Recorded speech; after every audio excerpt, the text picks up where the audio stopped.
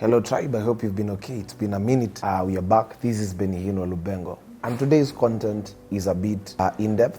2 weeks ago, there's a celebrity in this country who did a wedding. And when she did that wedding, I was keen enough to look at it from another angle in terms of networking and public speaking.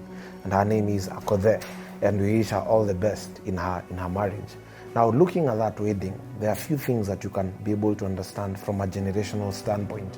Number one, when you looked keenly, you realize that the celebrities were in that wedding, majority were from her generation. That's the first thing. Second thing, you realize that she gave conditions.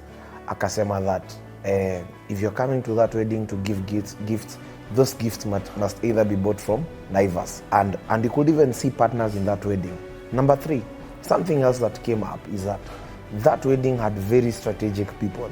I saw PLO Lumumba there. I saw Cabinet Secretary Aisha Jumwa. I saw leaders like David Osiani. I saw the Member of Parliament of Langata. And I told myself, this is something also to note. The last thing also you come to realize, that wedding was very strategic. There are a number of videographers and photographers who are there. Tells you that that was not just a wedding. It was actually an event. And so, one of the things now, I want to look at these 4 things and I want to share with you the value that I studied from a generational standpoint.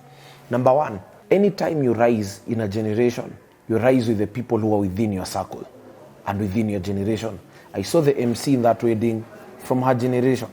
I saw the people who are actually in the lineup, the people who are marching. Most of them were celebrities, but from her generation. And we as now young people, especially those who are below the age of 25, we need now to be smart to start building something that's an ecosystem. Because you can see that these are wedding, but still this person is looking at a way in which she can pull her generation in the mix so that kila mtu aweze kupata value na impact. The second thing is that you realize this person has very strategic networks. This is a secular artist singing music, but you can also see that she does not reason like a musician. She reasons like an entrepreneur. They are very strategic people. Which wedding have you ever seen that they are partners? You can even see someone bringing partners on board. She's trying to bring value in it. And even we now, especially even Christians, tukianza to master that concept, that anything that you do, if it does not have value, if it does not have impact, then you're not growing. We need to get to a place where even our birthday parties are very strategic. I watched the birthday of a billionaire in Africa, the richest man in Africa. Kulikuwa na birthday ya mtoto mdogo mwenye ako related na mtoto wa 2 years old.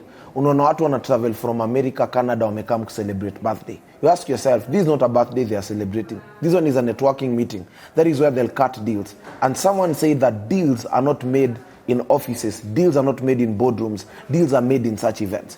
Therefore, you also have to be a bit strategic to understand that now we need to get to a standpoint where networking has changed. Another thing that you also notice is that she made sure that all these things have been recorded and documented. Immediately after this wedding, I want you to be keen. Corporate brands are going to approach Akothee, many of them, because they now know that she's a talk of town and she's documented and filmed all these things. And if you're not keen, even someone might create a movie or a concept out of it. Therefore, anything that you do in this life, it's always good to package these things, take pictures, take videos, because these are the things that will always give you the end goal value. And so, the last thing that I also noticed, to her, this one was not just a wedding. It is going to change her rate card and all these things.